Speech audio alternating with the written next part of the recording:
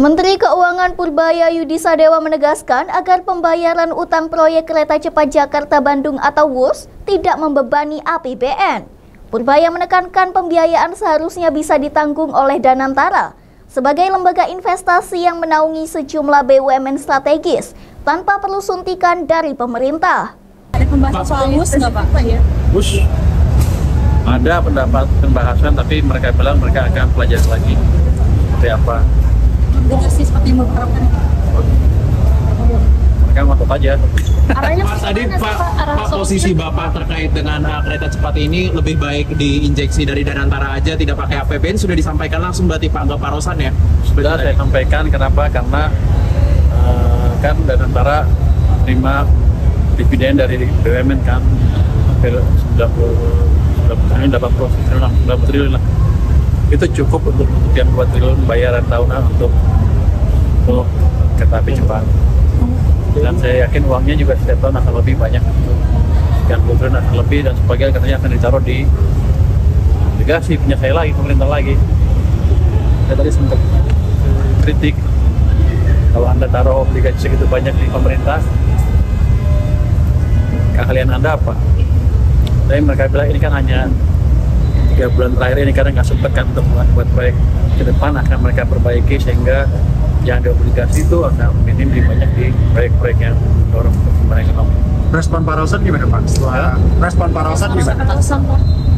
Dia setuju. Setuju.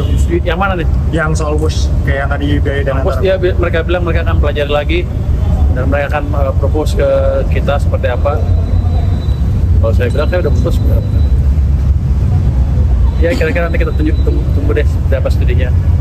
Tapi yang jelas saya tanya ke beliau tadi, apakah di klausulnya ada yang bayar harus pemerintah? Kan yang penting, kalau saya tahu CDP, saya pernah diskusi sama CDP juga dulu. Mereka yang penting struktur pembayarannya clear.